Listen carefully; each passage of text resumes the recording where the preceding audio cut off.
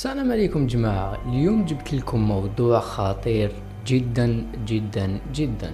موضوع ناس كبار راهم خايفين منه، حتى ايلون ماسك قال انه هذا الخطر اخطر من القنبلة النووية بحد ذاتها. الموضوع هو الذكاء الاصطناعي والتطور الجنوني اللي راهو فيه، ويبقى السؤال: هل الذكاء الاصطناعي راح يساعد الانسان ولا راح يدمره؟ باش نفهموا الخطر لازم نفهموا وش هو اصلا.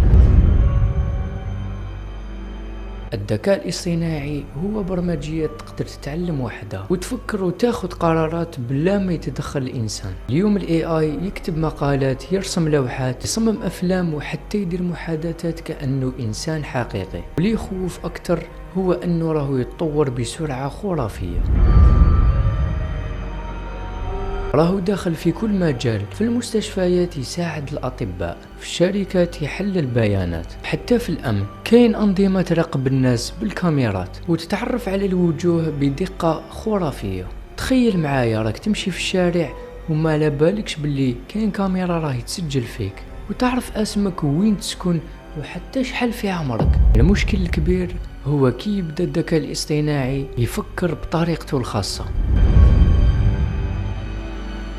كاين تجارب صارت وين الروبوتات اخترعوا لغتهم الخاصة باش يهضروا مع بعضها، حتى الشركات اللي صممتهم خافت ووقفت الموضوع فورا. السؤال راهو هنا: إذا في المستقبل الآلة تولي أذكى من الإنسان، شكون اللي راح يتحكم في شكون؟ كاين اللي يقول باللي الذكاء الاصطناعي مجرد أداة، واللي يقول راهو بداية النهاية. بعض العلماء يتخوفوا من نهار يسموه الانفجار المعرفي، وين الذكاء الاصطناعي يولي عنده وعي ذاتي ويقرر يستغنى عن الإنسان. هل راك متخيل روبوتات عندهم إحساس وعندهم طموحات وحتى نية أنه يتحكموا بالعالم؟ في الأخير ليكيب التطور ما راحش يحبس، بصح لازم نخمو ونستعملوه بعقلنا. الذكاء الاصطناعي ممكن يكون أفضل صديق للإنسان أو أسوأ عدو له. وش رأيكم ليكيب؟ هل تشوفوا أنه الذكاء الاصطناعي فرصة أو خطر على البشرية؟ وصلنا لنهاية الفيديو ليكيب، إن شاء الله يكون عجبكم. ما تنسوش لايك، اشتراك، وتفعيل زر الجرس باش يوصلكم كل جديد إن شاء الله. السلام عليكم.